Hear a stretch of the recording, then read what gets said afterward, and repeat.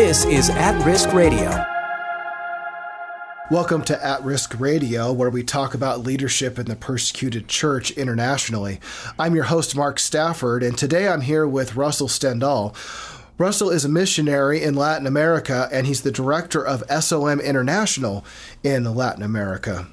Now, Russell, you were telling me that you've been working with tribal people in Latin America for many, many years, the Kojis, the Payas, and dozens of other tribes.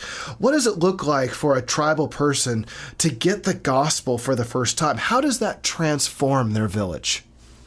Well, it won't start by transforming the village. It will start, though, by maybe transforming a family. And then what happens is everybody else gangs up on him and tries to kick him out of the village because it threatens the status quo. And that's where the persecution comes from. That's where the persecution comes from. It used to be, that maybe they'd get their house burned down. Maybe they still would. Or maybe they get taken and put into a torture chamber with stocks and the equivalent of the old Spanish Inquisition machines to pull your arms and legs out of their sockets. They still do that in places? So it's dangerous. It's literally dangerous to become a Christian in these areas, and you're putting not just your life at risk, but even being intimidated with the threat of torture with these middle-aged devices. And stocks, that are designed to crush your ankle bones. It's hard to find Christians that don't have a lot of scars, physical scars. So persecution seems to be becoming more intense in these areas. So give us an example of a tribe that's been utterly transformed by the gospel. Is there one of the tribes that you've worked with that you've seen them go from being a very secular kind of culture to being transformed by the gospel and then see the fruit from the gospel in their village? Well, a lot of tribes have at least 10% Christians, which is a huge turning point. But some of them are starting to have 25 or 30%, which means that you're actually going to have Christians in the government.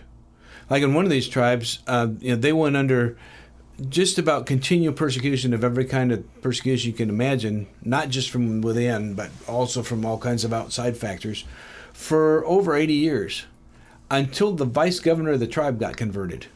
And then that's what ended the persecution. 80 years of persecution. And I think there has to be other tribes that are also suffering from decades of persecution like that, and they need encouragement. They need somebody to come alongside them and tell them to keep their eyes focused on Christ and to keep moving forward. And what kind of tools are you guys helping them with? And see, it would be good, if all of the stories were positive, but they're not all positive. There's cases where somebody went in there and made boarding school in the name of God and ended up abusing kids, and stuff like that comes out and causes, and rightfully so, causes a lot of rejection. And so the footprint of missions and missionaries has not always been squeaky clean. And so, but there are a few places in the world, and one of them is among the Payas Indians in southwestern Colombia, where I haven't been able to find, any serious mistakes that were made by the missionaries that went ahead of us.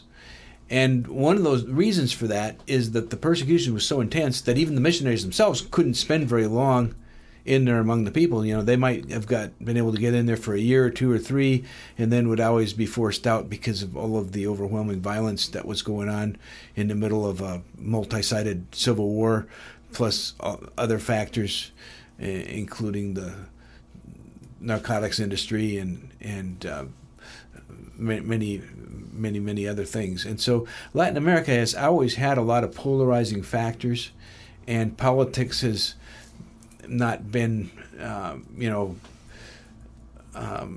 an easy thing.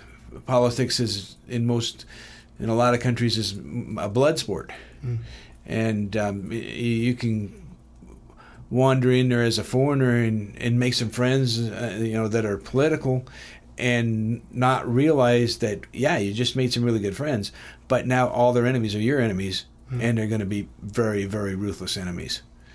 So tell me this, Russell. A lot of our listeners are supporting missionaries in various places in the world. how would they find a missionary in Latin America that they could trust, that isn't going to go in and do something that is against the gospel, but that's going to come in with really a true, pure message of the gospel? How do they find those kind of missionaries? Well, Jesus said you know them by their fruit. And the fruit he's talking about is godly character. And so, when you find organizations that are project-oriented, results-oriented, and they're defining the results in an impersonal manner, we got to take a step back and look and see how are they treating individuals, because Jesus focused on people. And that's where he wants us to focus. We're not there to impose a given theology or a given, even though those things may be important and have their place, but when we go as missionaries, we're there to reach people and to touch hearts. So you want to go there and love people, reach people, show people the love of Christ. And yes. When we get back after this break, we're going to talk more about how some of the efforts of SOM International and others are taking the gospel into places like Colombia and Venezuela and beyond, and using it to not just plant programs, not just do projects, but to reach the heart of people with the gospel. Can you imagine trying to disciple a church with only one Bible? This is Mark Stafford from At Risk Radio, and our contacts in Venezuela are telling us incredible stories about people coming to know Jesus, all the while pastors are missing Bibles for their people. After receiving a Bible from our ministry, one man said with tears in his eyes, "No one has ever given me such a beautiful gift." At Risk Radio, in our partnership with SOM International, is working to bring 2 million Bibles into Venezuela. For more information about how you can help, go to atriskradio.com. Welcome back to At Risk Radio. I'm in the studio with David Witt. Now, David Witt is the CEO of SOM International. SOM International's vision is to serve leaders who are risking much for Jesus. So, David, tell me a little bit about your heart for those who are risking much for the sake of the gospel. Yeah, it's always great to come right after Russell and spend time with him, because he exemplifies so much of our heart and what we're doing. Our mission statement, the way we like to state it, is internationally serving leaders who risk much for Jesus. And so as we just heard, what Russell's doing, going into the tribal people, what he's specifically talking about it, and how much they've suffered for the Lord. He's talked about people his age, really, that'd be 50 and above, who have scars from the days when they first came to Christ. I mean, that was seen as a threat to the Native American belief system down there and the politics, and so they were tortured and suffered great loss. And it reminds me of Paul talking about, "For I bear the marks of Christ on my body," or the scars of Christ on my body. I thought it was unbelievable what he was saying, that people are being tortured with like these medieval devices. That just blows my mind. It doesn't seem like something that's really real in this day and age, but it's real down there, and people are really risking much for the gospel. Yeah, that's right. And so that's our heart around the world, that we're focused on the areas that are restricted and the 40% of the world that's unreached by the gospel. A lot of people are aware of that. So 40% of the world is unreached by the gospel. Tell me more about that, because I keep hearing that most of the world is reached. We only have a couple of pockets left. 40% seems like an incredible number. I know it is. We're so unaware because this is so Christianized in United States, North America, and Europe. But the Joshua Project, that's their ministry and focus, is kind of following those numbers. And they've looked in the areas that is under 5% would identify it all as Christians, under 2% evangelicals. They have really looked at it and been able to determine by many different factors that that's just not enough to have a witness and a presence and access to the gospel. So there might be a few Christians in those nations, but nobody could get a Bible. They've never heard the gospel. There's not radio broadcasts in their own language. You can't necessarily go on the internet and hear the gospel. So you can just multiply the problem there. And that's where our heart is. And so as we brought up, we look for leaders that God has qualified. They've grown up in these nations and they've experienced the persecution for their faith. God's refined them. And the Lord has supernaturally connected us with key leaders around the world. They're nation changers because God's given them a vision to bring the gospel, bring transformation. But that just starts at obedience to Christ. And and again, Russell actually brought up, well, it starts with one person, and then it changes a family. And that family then begins to bring transformation to the village, and the village to the state to the nation, and then we see a culture change. And that's our hope. If we really want to even come beside and really stop persecution, what do we have to do? We have to just change the heart of the persecutor. And Jesus is the great physician. He's a heart surgeon. He changes a heart of stone into a heart of flesh. Mm-hmm. And that's why this is just so beautiful, this work we get to do with these leaders who are seeing, transformation across the board as they just simply are faithful in the work and taking risk, which is living by a great faith. And those are the kind of people we get behind. So how do you find those people? I mean, you called them a nation changer. How do you go about finding somebody who has the connections, who has the heart to transform an entire nation for the gospel, and then get behind them and serve them? What does that look like for you guys? Mark, my confidence in this whole thing is I didn't find them. I could truly say that. Every person, every leader, and there's basically 7 key leaders we work with around the world, God found them and put them on my path. In my life and all the guys I work with, I mean, we agree with this.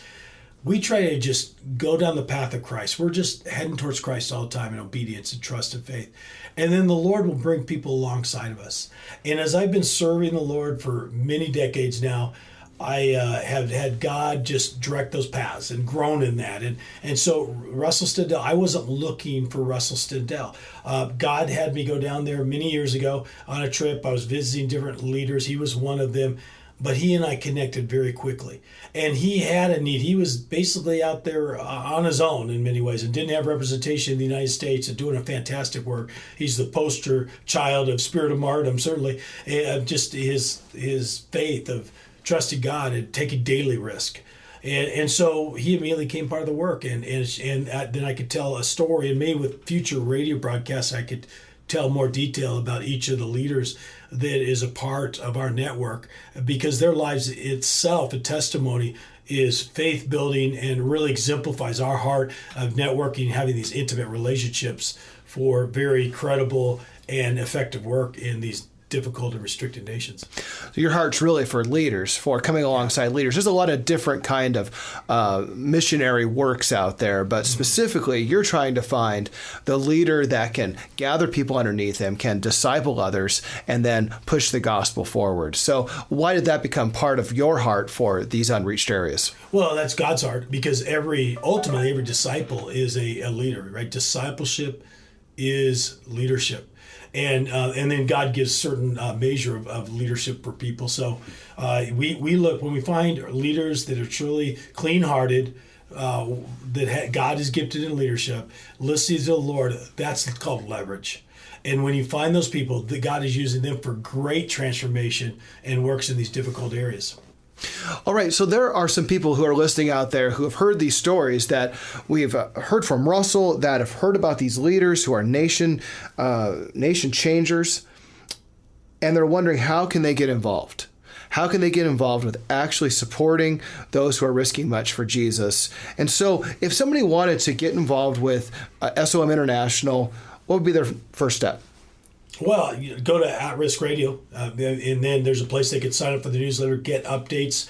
I mean, we consider all our partners as part of the family.